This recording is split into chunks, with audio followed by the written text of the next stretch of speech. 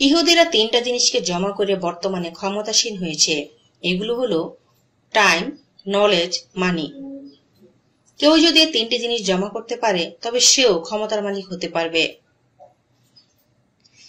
মুসলমানদের কিন্তু সংখ্যার অভাব নেই, সুতরাং টাইমেরও অভাব হবে না। আবার মুসলমানদের টাকা পয়সাও রয়েছে, কিন্তু মুসলমানদের আসল অভাব হলো নলেজের। মুসলমানদের মধ্যে জ্ঞানের অভাব। কারো কারো জ্ঞান আছে, কিন্তু সঠিক ও পূর্ণ জ্ঞানটা নেই। যদি নলেজ পাওয়া যায় এবং প্রচুর নলেজ গ্যাদার করা যায়, তবে সেটা আশ্রয় করে টাইম ও মানিও গ্যাদার করা সম্ভব।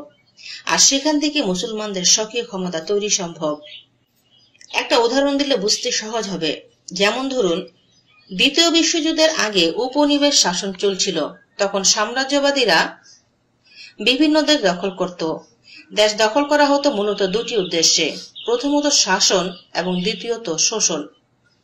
কিন্তু তারা অনেক হিসেব করে দেখলো, একটা এলাকায় সৈন্যবাহিনী পাঠিয়ে অনেক কষ্ট করে তা দখলে নিতে হয়। দখলে নেওয়ার পর অনেক কষ্ট করে বহু কাঠখড় পুড়িয়ে তাকে শাসন আর শোষণ করতে হয়। কিন্তু তারা যদি এমন একটা পলিসি বের করে যার মাধ্যমে নিজের ঘরে বসে থেকেই অন্য দেশকে শাসন আর শোষণ করা যায়, তবে এত কষ্ট করার দরকারটা কি? কাজ হলেই তো হলো। তখন তারা গণতান্ত্রিক রাষ্ট্র ব্যবস্থা চালু করলো। যেই বুদ্ধি সেই কাজ। দেখা গেল দ্বিতীয় বিশ্বযুদ্ধের পর বিভিন্ন দেশ ভেঙে গেল এবং অনেক রাষ্ট্রের জন্ম হলো। কিন্তু এত রাষ্ট্র আগে ছিল না।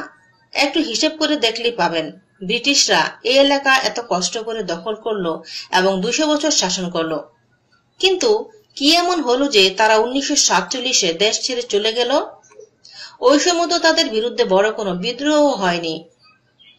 আসলে মূল হলো তারা পলিসিতে চেঞ্জ করেছে, শাসন ও শোষণে নতুন পদ্ধতি বেছে নিয়েছে। সমস্যা হয়েছে মুসলমানদের মধ্যে তেমন কোনো গোষ্ঠী তৈরি হয়নি যারা এই পলিসিগুলো ভালো করে বুঝবে। ইহুদিরা যে পলিসিগুলো তৈরি করেছে সেটা যদি মুসলমানরা নাই বুঝতে পারে, তবে সেগুলোর বিরোধিতা করবে কিভাবে?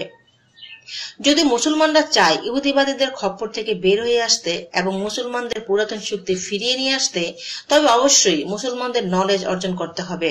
এবং প্রথম নলেজ হতে পারে ইহুদিবাদীরা আন্তর্জাতিকভাবে ক্ষমতা কক্ষিগত করার যে বলয় তৈরি করেছে সেই বলয় সম্পর্কে জ্ঞান লাভ করা। যারা এই ধরনের জ্ঞান লাভ করবে তাদের বলা যেতে পারে অ্যানালিস্ট।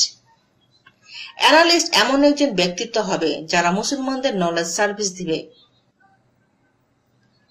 যদি বাংলাদেশে মাত্র 100 জন রিয়েল অ্যানালিস্ট থাকে, তবে তা দিয়ে শুধু বাংলাদেশ নয়, বিশ্বজুড়ে রেভলিউশন ঘটিয়ে ফেলা সম্ভব।